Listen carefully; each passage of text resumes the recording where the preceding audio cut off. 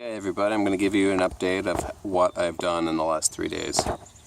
This is the first swale. Its main purpose is to catch the rain overflow from the cistern and the washing machine and anything else that rolls off these hills. So it basically floats down through these. We have another garden up there that we were planting earlier, but it's going to probably be a lot drier than down here. Anyways, once the water flows off this hillside, it collects in this berm, or in this ditch, and then it soaks into this berm. In this case, it's the first small pond, which used to be a little bit smaller, but I widened it. And anyway, it will overflow to there, and eventually we'll find an overflow point where it'll seep out. It'll soak through this mound, and it'll flood this area out, so we can plant it. Then it floods into this large swale and big giant berm.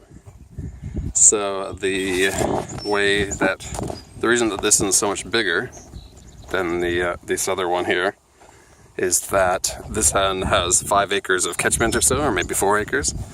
And so it kind of floods off all of this field in different areas and floods off that hillside and then comes down past Grant's mushroom area. Then it floods into this newly dug hole. That's my shadow up there waving at you. And so it's significantly deep. I'm going to venture into it just to show you how deep. I chiseled a couple of steps into it so you can sort of see. I'm crawling into it now. It's actually quite quiet down here. I'd say it's probably, see with the berm it's extra tall. This is really just the height. So I'd say it's probably 7 feet deep. And with the extra berm, this is just to protect cars from accidentally rolling over here, because you definitely don't want to end up in the base of this thing. And so as this fills up, it's going to bubble up over here. It eventually finds this culvert here, which is a little bit bent out of shape. That's alright. That was like that before I got there. This comes over here and spews out. And then it's going to flood along this berm and along this berm. And like I said, it's going to fill in, it's going to soak in. Bear with me as the tractor rolls by.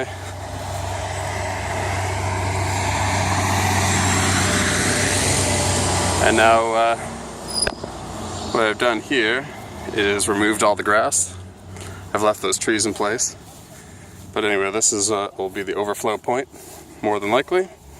Eventually the water will fill up and flow in here. This I need to smooth out still. But this is what I'm working on currently. I just cleared all this grass. And now I'm starting to dig this pond, which is actually surprisingly already filling with water. So that's encouraging. And so I'll dig at that and I'll berm it up around here, except for the overflow, which goes down this way. And here's the machine that I've been using. And it's got a nice adjustable bucket on it. And anyway, this water will eventually flood out to here. It comes off the one side berm here, the other side berm here. And then so it'll eventually sort of back flood into there, fill up, and then eventually it exits down this channel. Goes through their culvert, across the road, and onward. So there you have it. That's my 3 days work. Pretty major work. And that's just about it. Hopefully it works out as intended.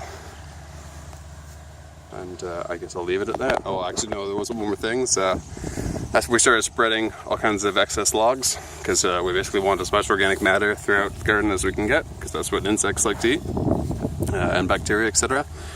And so we also dumped a bunch of mushroom compost all over these mounds, so that it'll hold a little bit more moisture in the short term, as well as feed it a bit of nutrients into this really hard clay.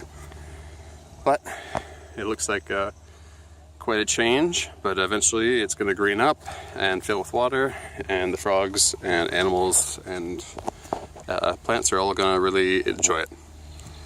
So thanks for watching this extra long video, and I'll talk to you soon. Thanks.